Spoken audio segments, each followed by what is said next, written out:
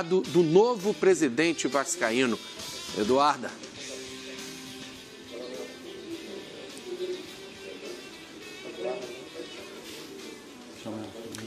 Eduarda, se estiver ouvindo, boa noite para você. A gente está ao vivo aqui no Rodada Fox. Oi, agora sim. Tudo bem? Olá. Boa tarde a todos. A gente está aqui ao lado do novo presidente do Vasco, Alexandre Campelo, que acabou de conceder uma entrevista coletiva. E eu queria que você repetisse um pouco do que foi dito aí. Qual que é a sua intenção nesse primeiro ato como presidente do Vasco?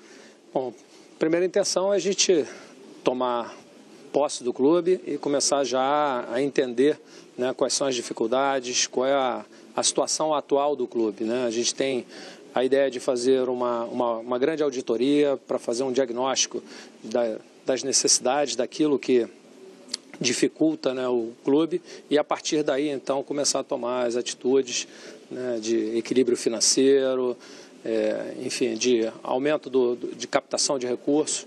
E, especialmente, a gente pretende melhorar a transparência, trazer o sócio de volta para o clube, enfim, transformar o clube fazendo uma equipe competitiva, capaz de devolver aí as conquistas de títulos e tudo que o vascaíno espera.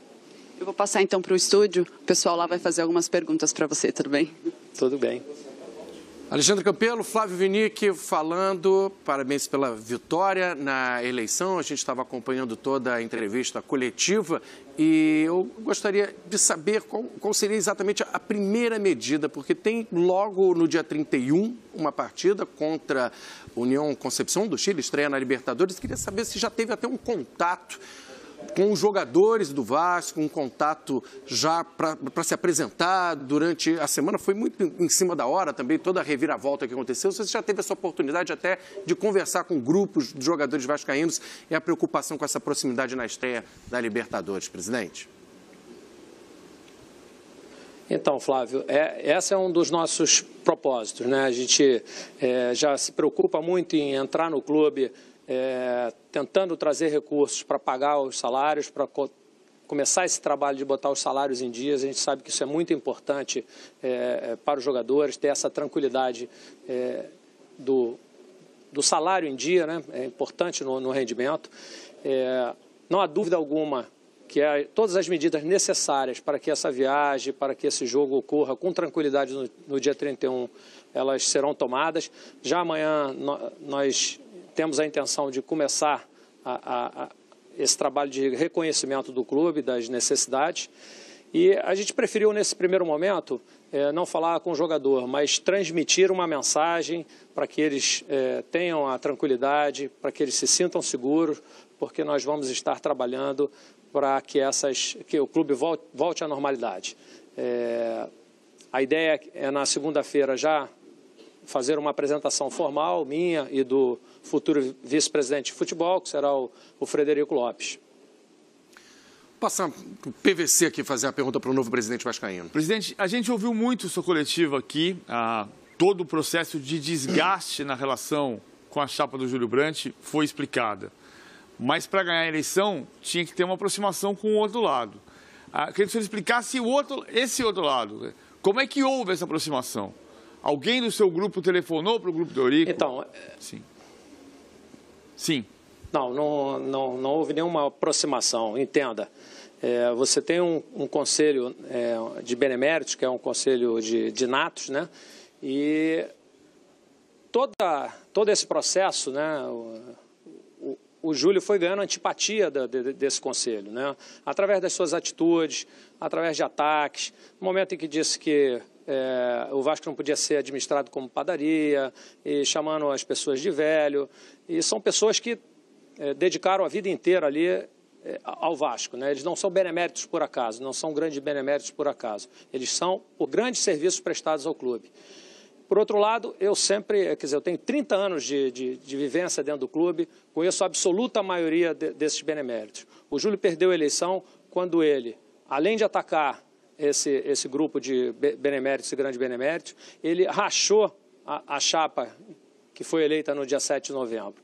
Rachou a partir de uma falta total de diálogo. Nós fomos isolados de todo o processo e aí passou a tomar uma série de atitudes centralizadas, sem conversa, já escolhendo os seus executivos, já dizendo quem ia trabalhar aqui ou ali, enfim, e esvaziando completamente a nossa participação.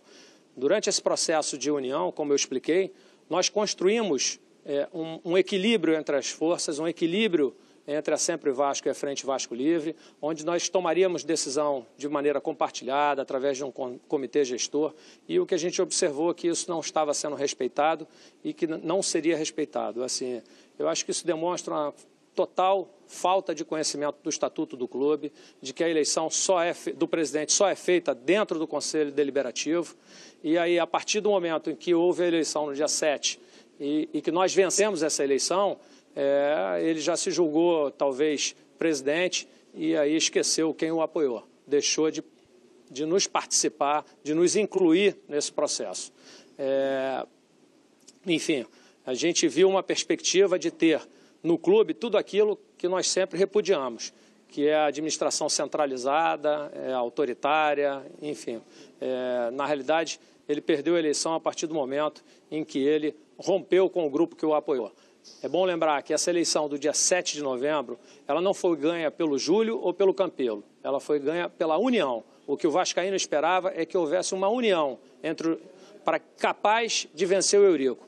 E quem fez esse movimento fomos nós, da Frente Vasco Livre, que tivemos a humildade de procurar, de trabalhar essa unificação, embora houvesse uma rejeição dentro do nosso grupo muito grande ao nome dele, nós conseguimos passar por cima de tudo isso, conseguir convencer os nossos pares a apoiar a união para o bem do Vasco, atendendo ao desejo do vascaíno. E isso não foi levado em conta. Fábio Azevedo. Presidente, boa noite. Na sua fala, eu não vou nem falar de política, eu acho que o Vasco perdeu nessa eleição, o Vasco não ganhou. Né? E falei isso aqui há pouco, acho que o Vasco tem que virar essa página, né? Não olhar mais para trás, atacar a B ou C e olhar a instituição. Quando você ainda há pouco disse que o Júlio Brandt perdeu a eleição ao atacar, né, os conselheiros, o formato do Vasco, eu te pergunto, você não teme, com as suas declarações iniciais, atacando os torcedores que frequentam as mídias sociais, perder essa simpatia inicial, porque nas mídias sociais o volume é muito grande contra a sua presença como presidente do Vasco, legítima, porque foi dentro de uma reunião no Conselho. Mas você não teme perder esse torcedor? E uma outra questão, como será a sua relação com torcida organizada? Porque ontem Flamengo, Fluminense e Botafogo foram à federação e disseram que não terão mais nenhum vínculo sob pena. O clube pode sofrer sanções do Ministério Público. Como é que você imagina a sua relação com torcidas organizadas? Então, Flávio, veja bem, eu acho que não é por aí. Eu não estou contra os torcedores de internet. O que eu disse é que existe uma ação orquestrada de algumas pessoas que começam a alimentar a internet com notícias que não são verdadeiras, com informações que não são reais, e a partir daí, e isso é fato, várias pessoas que passam a receber essas informações tomam isso como verdade. Né? Elas não param para analisar. Eu não estou absolutamente, eu não estou atacando nenhum sócio do Vasco, nenhum torcedor. Pelo contrário, eu estou pedindo a eles um crédito para que eles façam uma análise, para que eles procurem entender quem sou eu, para que eles procurem entender como foi o processo, para então só depois disso fazer o seu julgamento e não tomar como verdade aquilo que é publicado na internet. É isso. Eu jamais irei contra o vascaíno, contra o torcedor. Não é essa a questão. É só uma questão de que essas pessoas que estão nos atacando, que estão colocando notícias maldosas, inverídicas, estão causando um problema muito sério, porque várias pessoas do nosso grupo estão sendo, inclusive, ameaçadas. Isso é um grande absurdo, concordo com você. Bom, e sobre as organizadas, eu acho que a gente tem a obrigação de estar alinhado aí com a Justiça, com a promotoria, enfim. Eu acho que é muito importante que a gente tenha torcida, que a gente tenha pessoas nessas organizadas, mas elas devem seguir né, um tanto de regras, né, aquilo que é definido. Acho que não devem ser alimentadas pelo clube, não deve haver fornecimentos de ingressos, enfim.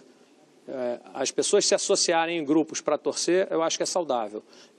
Alimentar esses grupos com umas tantas coisas e usar as torcidas politicamente, é que eu acho que não é correto. Alexandre Campelo, Eduarda Pessinati, agradecendo a participação do novo presidente do Vasco ao vivo aqui no Rodada Fox. Boa sorte nesse novo desafio de recuperar o Vasco.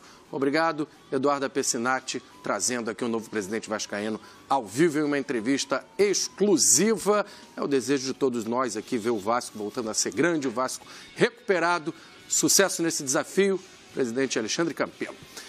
Bom, a gente vai fazer um rápido intervalo no próximo bloco, um jogo incrível pelo Campeonato Gaúcho. 8